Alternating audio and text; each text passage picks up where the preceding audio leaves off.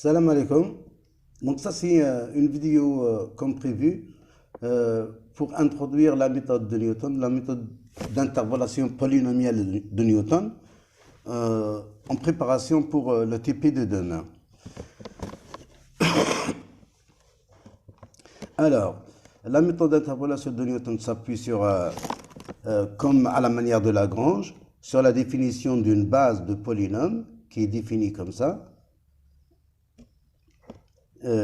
C'est un polynôme EK qui va de 1 jusqu'à K moins 1.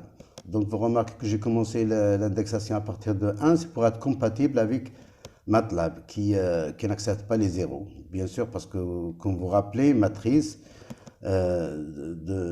d'indice 0, ça n'a pas de sens. Tout est basé sur des matrices en MATLAB. Ok, donc c'est juste ça, c'est juste un décalage, parce que dans les bouquins, dans le cours, je suppose, vous avez dû avoir des formules toujours commençant par 0. Mais c'est rien, c'est juste que les points ici, ils vont de 1 à 1, on a un point, voilà. Donc au départ, en fait, on a un ensemble de points qu'on veut interpoler, x1, f1, x2, f2, x2, f2, x3, f3, etc., jusqu'à un point. Et puis, on définit la base des polynômes de cette manière, c'est des produits de x moins xi, la suite des x moins xi, leur produit jusqu'à l'ordre k. Et puis on a ainsi un ensemble de polynômes qui forment la base de polynôme de Newton. Et donc le polynôme d'interpolation de Newton, c'est la combinaison de ces polynômes de base. Les coefficients alpha k qui interviennent, il se calcule de la manière suivante. Il se calcule de la manière suivante. C'est là où on introduit la notion de différence divisée. Donc, la formule, c'est celle-là. Donc, pour l'élément K, pour la coefficient K, par exemple, il est égal à la différence divisée d'ordre K. Donc, ça c'est une notation, crochet, c'est juste la définition, elle est là. Donc, moi je la note comme ça, f de x1, xa, je la note comme ça, k1, l'ordre inverse, c'est pas grave, c'est les limites qui importent, c'est le début et la fin. Donc, k1, fk1 est égal à fk jusqu'à 2, moins f de k moins 1 jusqu'à 1. Donc, sur xk, l'indice le plus grand, moins x1, le dernier. Donc, vous remarquez d'après cette formule que chaque terme dépend des deux précédents. Donc, du coup, il faut avoir calculé tous les éléments pour pouvoir calculer tous les coefficients. Donc, dans la pratique, en fait, la démarche qu'on suit en général, c'est quoi? C'est qu'on construit carrément une table avec tous les différences divisées. Alors, comme vous remarquez, il faut le noter bien, la différence divisée d'ordre K, c'est le dernier de la chaîne. Regardez, c'est celui qui se termine par 1. Mais les termes intermédiaires, comme celui-là par exemple, K jusqu'à 2 aussi, sont nécessaires. Donc du coup, il faut avoir calculé tout pour pouvoir arriver au dernier. Donc d'après ce schéma-là dont je vous ai parlé, c'est-à-dire la table de tous les coefficients, la table de toutes les... C'est une matrice. Sous MATLAB, ça va être une matrice. Donc, les éléments, les coefficients AK du polynôme sont ceux qui sont sur la diagonale, hein, qui se terminent par 1. Celui-là, les différences divisées. D'accord. Qui ont besoin de tous les termes d'avant. Donc, la manière comment on fait, en fait, c'est à chaque fois, on commence par la gauche, calculer les termes un par un, et puis après, prendre les éléments de la diagonale. Alors, au départ, on a quoi? On a les F1, les FI, les différentes valeurs de départ, X, I, FI.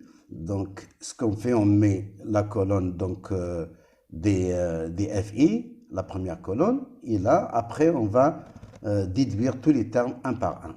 Donc, par exemple, comme là, par exemple, le terme f de 1, il a besoin des deux termes d'avant. C'est f de moins f1 sur x de moins x1. Pour le terme pour le terme 3, 2, oui, 3 moins 2 sur x3 moins x2. Pour le terme de la colonne d'après, par exemple, celui-là, on le note f3 de 1, c'est différence déficit d'ordre 3. Il a besoin des deux précédents, 3, 2, moins 2, 1, sur x3 moins x2. Donc, on ne répète pas l'indice, je la note comme ça, 3, 2, 1. Donc, 3, 2, 1, ainsi de suite. Donc, si je prends un élément quelconque, par exemple, f6, 5, 4, 3, 2, 1, ça sera f6, 5 jusqu'à 2, moins f5 jusqu'à 1, sur x6, l'indice le plus grand, moins x1, l'indice le plus petit. Et celui-là, il se calcule de la même manière aussi. f6 jusqu'à 2 hein, est égal à f6, 5, 3, moins f5, 4, 3, 2, sur x6, l'indice le plus grand, l'indice le plus petit. Et ainsi de suite. Donc, du coup, si je veux, par exemple, nous, pour la programmation, pour l'algorithme, on a besoin d'un terme général pour faciliter la programmation. On a besoin d'un algorithme qui nous permet de remplir cette matrice à l'aide des éléments I et J. C'est ce qu'on connaît sous MATLAB. Donc, supposons qu'un élément I et J, celui-là, DIJ, et je veux calculer la différence définie pour celui-là. Alors, qu'est-ce que je dis? Il est en fonction des deux éléments précédents, de la même manière que tous les autres éléments, D et J. Donc là, c'est la colonne J-1. Là, c'est la ligne I. Et ça, c'est la ligne I-1. Donc ça, c'est IJ-1. Et là, c'est I-1, J-1. Donc, DIJ est égal à DIJ-1 moins DI-1, J-1. Voilà, il est là. DIJ DIJ-1 moins DI-1, J-1. Sur X d'indice le plus grand, X6, XI, sur, oui, parce que c'est le numéro de ligne, et ça c'est l'élément DIJ, donc c'est sur XI, moins X de l'indice du plus petit. Et c'est là où il y a un petit peu problème. Alors, cet algorithme, vous le trouvez partout, mais souvent on ne comprend pas comment vient ce terme. Alors, c'est juste qu'il faut remarquer que ici, en fait, l'indice le plus petit, ici, l'indice de l'élément le plus petit, on remarque, là, je l'ai noté en vert, qu'il s'incrémente à partir de la diagonale. 1, 2, 3, 4. Donc, il s'incrémente en fonction du numéro de la ligne. Nous, on veut le numéro, on veut localiser cet indice-là à l'aide de IJ, à l'aide des éléments de matrice, pour pouvoir formuler notre terme général. D'accord. Donc, il commence à s'incrémenter à partir de la diagonale. La diagonale, c'est I égale J. Donc, c'est un décalage. I commence ici, 1, 2, 3, etc. Au lieu, là, c'est un décalage. On commence à compter ici. Donc, en fait, c'est I moins la valeur de I à la diagonale, qui est égale à J. Et puis, puisque je commence à compter à partir de 1, donc c'est plus 1. Donc, cet élément 1, 2, 3, 4, en fait, c'est I moins J plus 1. I moins J, je suis sur la diagonale. I moins J, donc ici, c'est 0. Puisque je commence à compter par 1, je rajoute 1. Donc, I moins J plus 1. Et là, on obtient tous ces indices. Donc, là, le terme ici, par exemple, c'est X, I moins J plus 1. Donc, I c'est 6, G c'est 4, donc 6 moins 4, c'est 2, plus 1 c'est 3. Voilà, j'obtiens X3. Donc ici, ça sera X3 dans l'algorithme. Voilà, ainsi je reproduis, voilà, j'ai trouvé le terme général qui va me reproduire tous les éléments de la matrice. C'est la moitié qui peu importe, l'autre moitié, on s'en fout, c'est des zéros. Voilà. Et après, une fois que j'ai fini, ces termes-là sont des termes intermédiaires. Ce n'est pas eux les coefficients. Les coefficients sont la diagonale. C'est ceux qui se terminent par 1. C'est par définition. Rappelez-vous, là, c'est à partir de 1. Hein? Donc, c'est ceux qui se terminent par 1, vous allez remarquer qu'ils sont tous sur la diagonale. Donc, du coup, maintenant, la programmation est simple. Donc, je construis une matrice, je l'initialise à 0 partout, de dimension n1, le nombre de points que j'ai. Ah, pardon, non. Le nombre de points que j'ai. Après, je remplis la première colonne par les fonctions les valeurs fi. Ensuite, j'utilise mon terme général qui va me reproduire tous les éléments de la matrice de la manière suivante. De la manière suivante.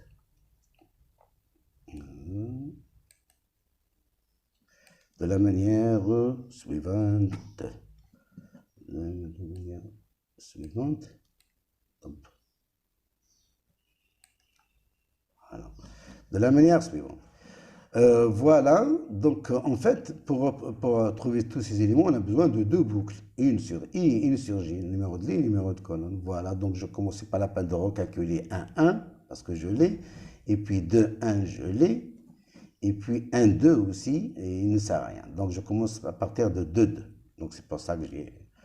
Et puis, ça, donc je calcule f de 1 et tous les éléments à l'aide de cette matrice, à l'aide de ce terme général. Ensuite, quand je finis, je définis un vecteur de tous les coefficients, qui sont en fait la diagonale de la matrice.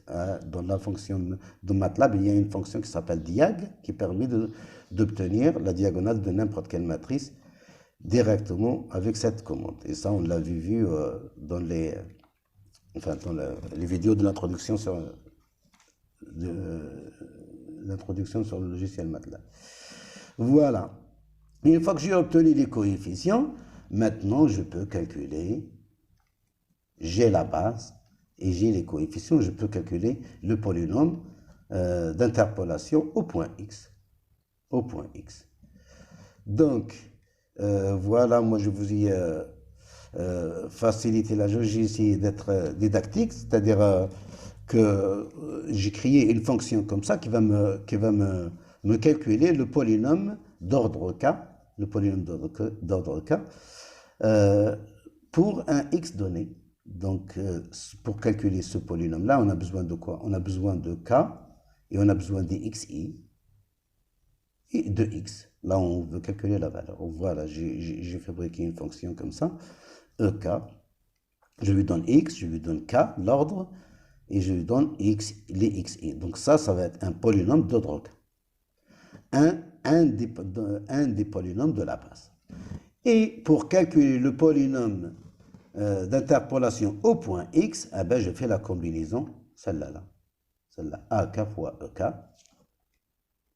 AK fois EK. AK fois EK. Donc là, il y a un calcul. Et je fais la boucle sur les K, parce que là, il y a une somme. K, et là, il va de 1 à n. Je commence toujours par de 1 à n, parce que je vous ai expliqué pourquoi. Et voilà, à la fin, je peux afficher x, la valeur de x, et l'interpolation, ça sera la variable p. Voilà. Donc, on peut après généraliser et puis faire plusieurs points. Donc ça, je vous laisse à réfléchir comment transformer ça pour faire un vecteur de données et avoir en sortie aussi un vecteur de points d'interpolation. Hein.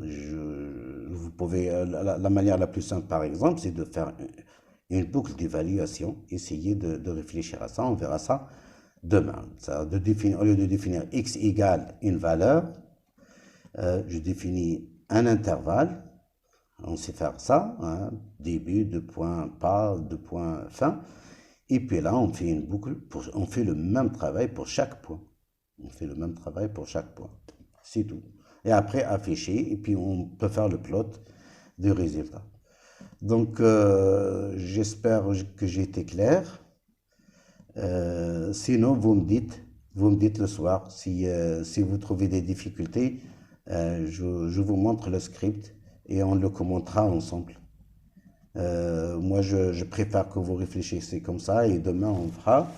Sinon, j'aimerais bien avoir des feedbacks de votre part parce que là, silence total. Ok, moi je suis disponible. Vous me dites si vous avez, c'est vraiment c'est du chinois. On va expliciter plus. Si c'est pas des chinois et que c'est bien, on verra ça demain. On fera ensemble le travail. Allez, bon courage à tout le monde.